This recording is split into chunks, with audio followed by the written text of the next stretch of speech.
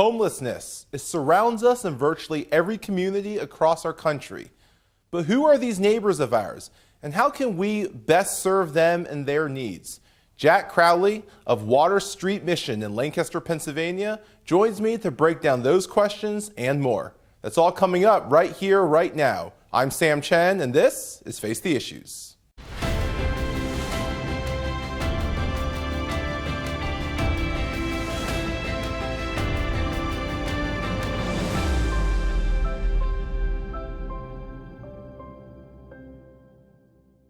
Good evening and welcome to Face the Issues. I'm your host, Sam Chen. Homelessness, it surrounds us everywhere we go. Virtually every community across the state and across the country face their challenges with the homeless population. But who are these people that are our neighbors, that are homeless? What are the names behind the faces? And how can we best serve them and their needs? I'm honored tonight to be joined by Jack Crowley, the president of Water Street Mission in Lancaster, Pennsylvania. Jack, thank you for being here. Welcome to Face the Issues. It's my pleasure to be here. Thanks, Sam. It's great to have you here. Let's start at the 30,000 foot level. Sure. Homelessness is something, again, like we said in the intro, everybody knows it exists. Yeah. And especially when the holidays roll around, it seems that everybody's a little bit more aware that they're there. Sure. But it's not a seasonal problem. No. This is not something that at Thanksgiving, all of a sudden there's a lot of homeless people. I think it's more that around the holidays we become aware of it. From where you guys are in Lancaster, Pennsylvania, assess the situation for me a little bit. I mean, what kind of numbers are we looking at? How many people are we talking about? How much of a challenge is this? Sure, absolutely, yeah, absolutely. Homelessness is not a periodic issue. It is year-round, and it affects people all times and seasons. And in Lancaster County specifically, we've actually seen some improvement overall over the last several years in the numbers of people experiencing homelessness. But the problem isn't going away quickly. And if you look across the country, it's definitely been a hot topic lately across the news, especially in large cities and on the West Coast. You've seen the numbers are just getting out of control in communities like Los Angeles, San Francisco, Seattle, even in New York City. But in the small cities, we're seeing it as well. So overall, over the last 5 or 6 years, our numbers have dropped, but they're not going away. And the numbers actually, we have seen an uptick at Water Street specifically. Our average occupancy at Water Street has gone up this year compared to the last 2 years.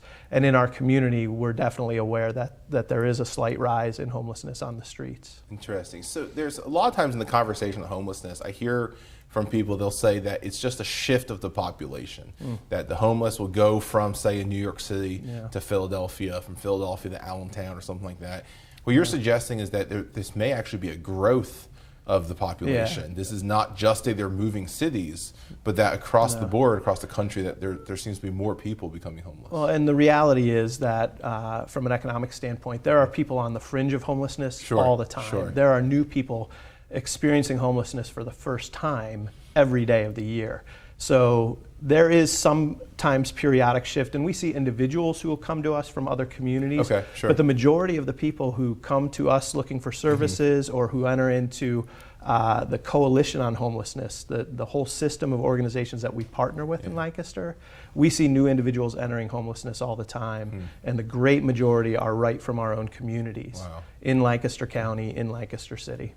Let me ask you this, and obviously this is going to be different for every person, and I know, we'll get into exactly how Water Street Mission operates, but I know you guys put a heavy emphasis on the person and seeing the individual. So I realize that this question is going to be a little broad in that sense, but what are some of the driving factors of homelessness? What ultimately causes it? Nobody necessarily wakes up one day and is just suddenly homeless. There's a lot of different factors, I imagine, that lead up over time. Absolutely. What are some of those driving factors?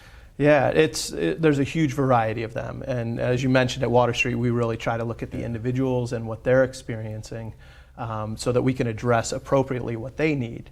But there are trends across the board that we see. Obviously, the situation around housing affordability nationally and in our own community is a major driver. So just the rising prices of real estate for rental, the fact that an affordable or a market rate two-bedroom apartment right now in Lancaster County is over $1,200.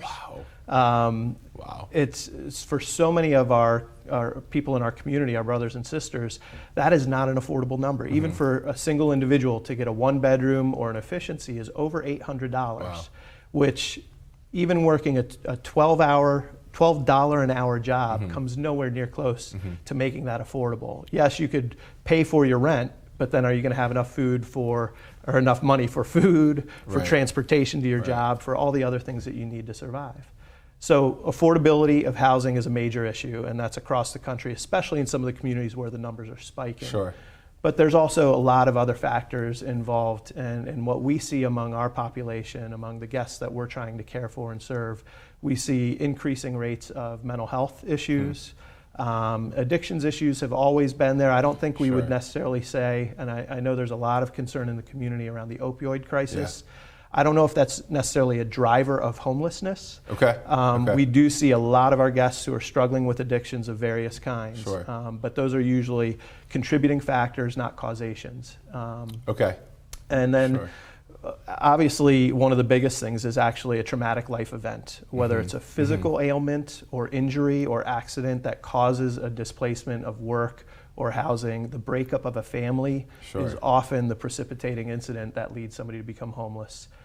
When a family breaks apart, whether it's domestic violence or just the breakdown of a relationship, and you've been relying on 2 sources of income and suddenly your whole life has been transformed. Sure. So that's often what we see. Right, and you see in the examples that you gave there too. First, I love that you distinguish between causations and certain factors that add to it. I think that's important. And a lot of times our solutions kind of we're throwing solutions at symptoms sometimes, and not actually at the problem. And so I really appreciate that you made that distinction, because I think if we're going to present real solutions that work, they need to target the problem. Right. And I also really appreciate what you're saying about the life changes and the different kinds of events that we go through in life. This is one that we had on a year ago, a gentleman named Gabe Rendon, who runs the Financial Literacy Center of the Lehigh Valley. Someone who left a career in banking to say, I want to teach financial literacy to the most vulnerable groups in society. And the first time we spoke to him, my gut reaction was, we're going to teach financial literacy to people who are poor, who mismanage money, who are homeless. But what he really did was defined 5 groups of people that go through life events that can cause there to be a break. And a lot of it is not just the financial side, but the emotional side and all of it together. Absolutely. And so to your point, widows or widowers, divorcees, sometimes immigrants, if they're coming, they have to learn new culture, new language, and they also have to learn how to manage their finances in that world. Yeah, I think you're tapping into something there, because there are a lot of people in our community who, if you look at their budgets, if you look at what they're dealing with, they're barely making it. Right. So, the numbers of cost-burdened households in Lancaster County, it's way over 50%. Wow. But the reality is, missing one paycheck, losing your job for a short period of time, most of those families won't ever become homeless. Right. And it's not because of just the financial issues that would drive somebody to homelessness. It's the breakdown in other areas as well. And so it's all these contributing factors that really lead to somebody experiencing homelessness. Because if you were to lose your job tomorrow, I'm guessing you wouldn't be on the street homeless in 2 or 3 weeks. Right. Because you probably have family and friends that you could lean on, that could support you, that could help you through the rough time until you had your next opportunity. Right. So even if you missed your rent for 1 month, and you'd probably also have the capacity to discuss and negotiate with your landlord. Right. Whereas another individual who's carrying a lot of burdens, they've experienced trauma in their childhood, which makes it hard for them to communicate well. They're struggling with a physical health issue, and then suddenly they lose their job. They may have already damaged relationships along the way because of some of these other traumas they've experienced. So they don't have that network. Things that we might take for granted. Absolutely. So it's, financial issues play a part, addictions issues can play a part, but at the end of the day, there's a breakdown of all these things, or of multiple factors, that leads to somebody experiencing homelessness and being on the street. Jack, that's a really good point, and we're going to get to talking about the work that you guys do at Water Street Mission, but I want to ask you this first. How does that affect then the challenges that our homeless population face. Are they similar challenges to the challenges that you and I might face? Or are they a different breed, or are they variations of similar challenges? I think they really are very similar challenges that we face, but I think what you do is you take the difficulty level and you multiply it by 5. Okay. So instead of doing a swan dive off the high dive, you're doing a triple backflip with a twist while somebody is throwing dodgeballs at you. Okay. Because It's quite the image, okay? imagine struggling with sobriety. Sure. And trying to keep clean while also looking for a place to sleep that night because you're on the street and it doesn't feel safe, or you have children that you're trying to care for, and your own health is compromised because you have diabetes or because you have COPD, and you really need to do specific things to care for yourself long term, but you're not sure where you're going to eat this afternoon, and you're not sure where your kids are going to sleep tonight. Sure. Suddenly, those problems that if we were just dealing with one of them, we could take some steps. We could be logical and plan out, okay, how do I address this? I might not do it today, but this is what I could do tomorrow. But now I've got 14 other pressures on me as well. Yeah. So the individual challenges aren't way out of the norm for us, but it's when you have 7 or 8 of those crashing down at once. Sure, and that makes a lot of sense. And again, I think that's something that we often take for granted because we do have a support network, so many of us, and we do have certain advantages that we may not necessarily think about on a regular basis. I remember we had a guest on our show, Michelle Totosian, and she went from 7 stints of drug rehab to becoming named Pennsylvania's Community College Scholar of the Year. That's a remarkable transformation. And one of the things that Michelle said was exactly to your point, which was a lot of the bridges that she needs, so badly needed in recovery, she had burned in the years earlier, and that she couldn't stay where she was. Even though she was clean, where she was, what she was used to, where were all of her friends who were not clean and were dealing were. And so there's a sense in which you uproot your entire life, and I'm not sure all of us are always fully aware that occurs. Yeah, that's huge. And losing those supports, those relationships, and sometimes they're great supports in one area, but they can hurt you in another. And so you have to remove yourself. In your example, having to remove yourself from those, and that was all the friendships you had. Right. And now I've got to start off again, and I'm starting from scratch, trying to build those supports, people I can trust, people who are safe, who are going to help me take positive steps forward is an incredible challenge. Wow. Jack, this is good stuff. Keep hanging out with us. Absolutely. Don't go away. We'll be right back. Welcome back to Face the Issues. Jack, thanks again for being here and for all the work that you guys do. I want to turn the conversation to Water Street Mission. Sure. And before we start talking about that approach, we're going to show a quick clip to our viewers that introduces the work that you guys do a little bit. So. Great. As an individual, it's hard to find help. Some organizations will help the whole crowd instead of an individual. And the mission looks at the individual, not a whole crowd. We can examine numbers of those experiencing poverty or homelessness in Lancaster and calculate how much food and shelter is needed. We can measure the short and long-term impact of our programs. But to have the heart of Christ for people and provide an environment of hope, healing, and true restoration, Water Street Mission focuses on every individual we serve. They help teach you, they give you the tools to know who you are as a person. I found open arms, they're caring, they're loving, and they're just a group of great people here. Well, they talk to me, they listen to me, they hear me cry. There comes a point where they recognize that this person really does care about me, and I can trust them. And it's that moment relationally when trust begins to be extended that I think that's the starting point of the turn. I never thought that staff could be my friends. And I have more than one staff person on board here that I am very close to and can call my friend. Poverty and homelessness are the obvious universal challenges that our guests face. However, we work with them to uncover and deal with their individual core issues and provide programs and services to address all dimensions of health. This creates a firm foundation on which to build a better and sustainable new life. Just reading the Word and being around people that care for you, you learn how to rethink. I'm just not as angry or don't get as mad like I used to get. I just take it calm and all that. I think about my actions and all that before I react. Came to the mission after 8 years, and now I have a year sober. I believe that had I not got a place to stay, that I would have died on the streets of Lancaster, and I believe that. God is always in the picture, and it helps you to learn about yourself in all the different classes. And I've actually been able, for myself, find out things that I've done wrong or have thought wrong in my past. I was sad, I was depressed, I was weak. I didn't believe anybody could help me. This place has turned me around completely. That's moving. That's remarkably moving. Jack, let me ask you this. One of the things that we kind of alluded to in that earlier segment is, obviously, we all know that homelessness is a problem. Mm-hmm. And in that video, you guys talk about not just statistics, right, but really seeing the individual. Talk to me about how that works, and more importantly, why that approach. Yeah.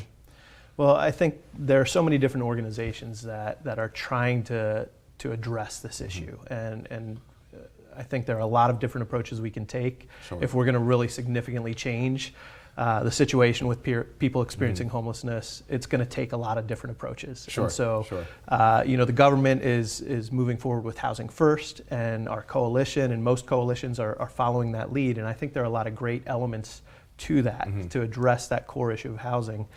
But what we've come to understand in over 110 years of doing ministry at Water Street is that there's not one solution for every individual. And so when people come through the door, the first thing we want to do is recognize their individuality, the dignity that they have as somebody who's created in the image of God. Right.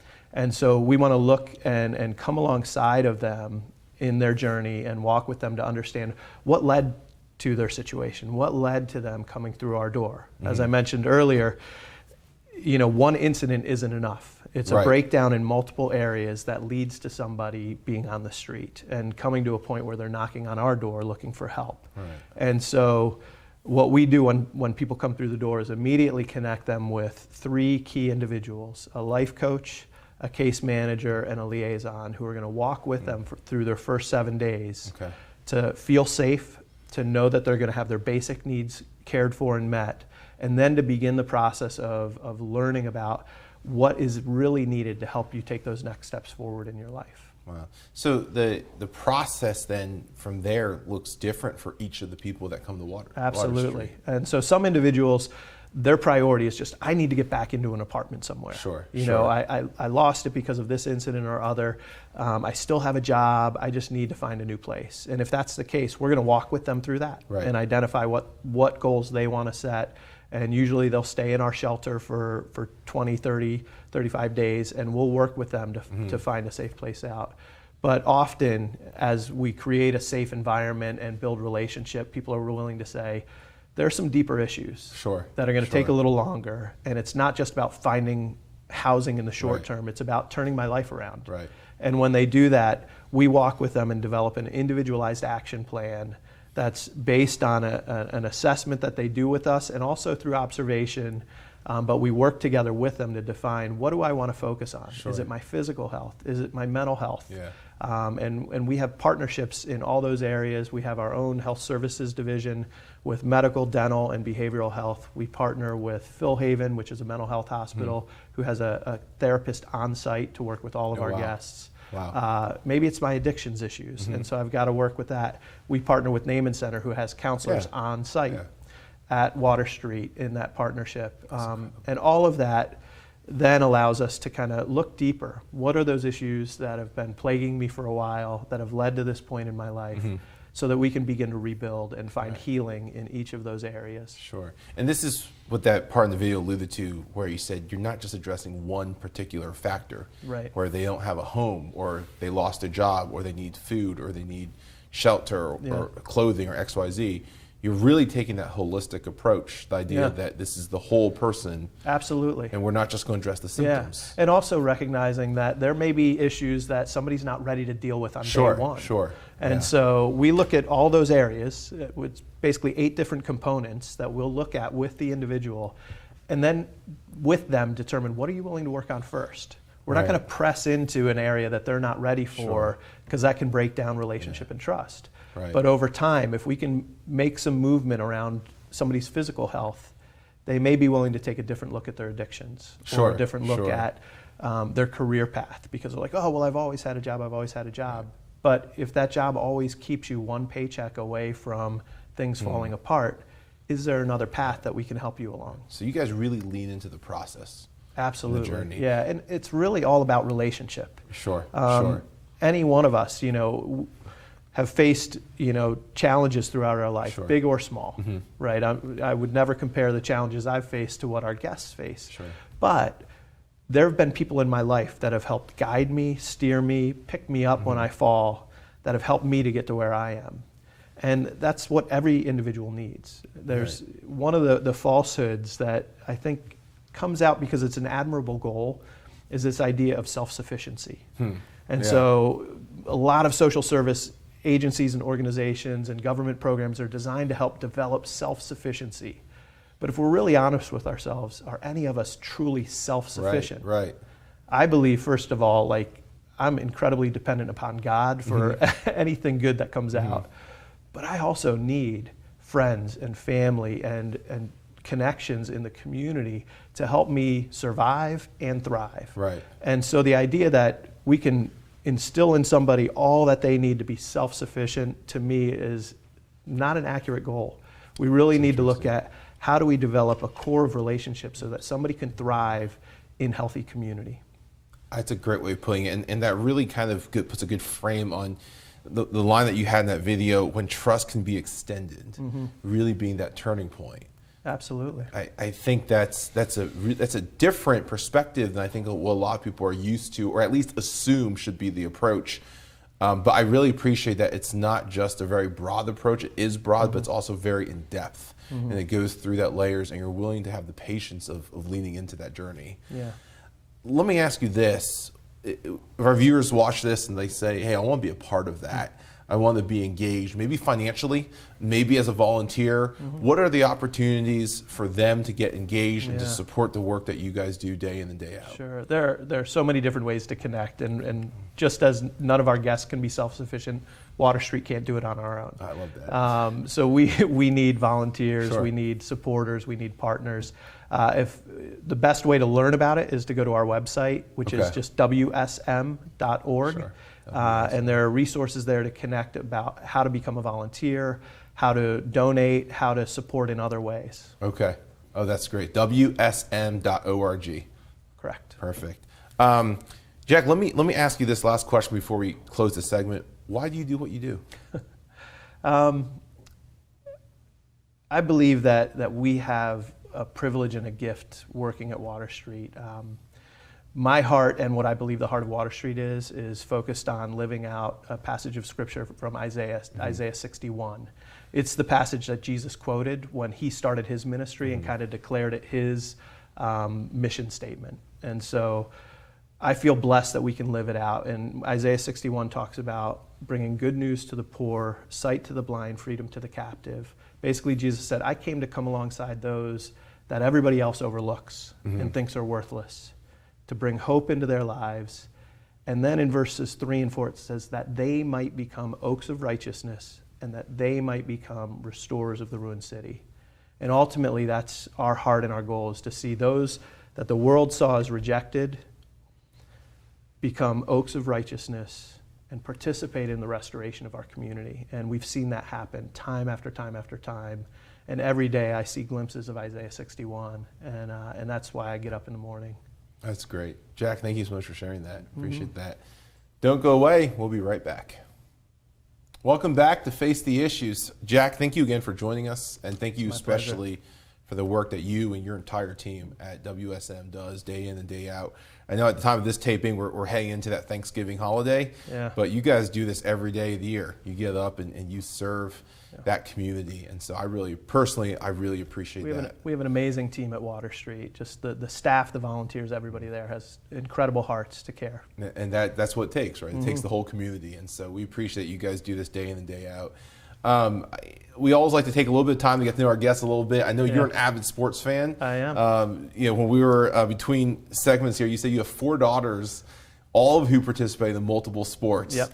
But you're a Philadelphia fan, so let me ask you this. The Phillies didn't do so hot this year. Yeah. Let me ask you about the Eagles. I mean, we're still, this part of the state is still high on that big Super Bowl victory with Nick Foles. How far do they go this year? Do they make the playoffs, or do they win the Super Bowl? Well, thankfully, we can still bask in the glow of the Super Bowl win. Yes. Because, I don't know, like, one week they look like superstars, and the next week they look like they could lose to a college team. So I think they have what they need there. They have an amazing coaching staff. I think Carson Wentz is the right guy. I think they have the talent and the character. They've just got to, I don't know what it's going to take for them to put it together. But it's going to be challenging. It's a long shot, but I'm still holding out hope. Well, we have to, right? You got to hold out hope, and the season's still young at this point. Nobody thought they were going to win it when Carson went down 2 years ago. That's very true. It was over. The season was over. That's so very true. I'm never giving up. Don't give up hope. Jack, thank you again for all that you do and for being with us. Thank you, Sam. Appreciate it. That is all the time that we have tonight. My thanks to Jack Crowley for joining us and for all the work that he and his team at Water Street Mission do day in and day out. My name is Sam Chen. On behalf of all of us here at Face the Issues, happy Thanksgiving and good night.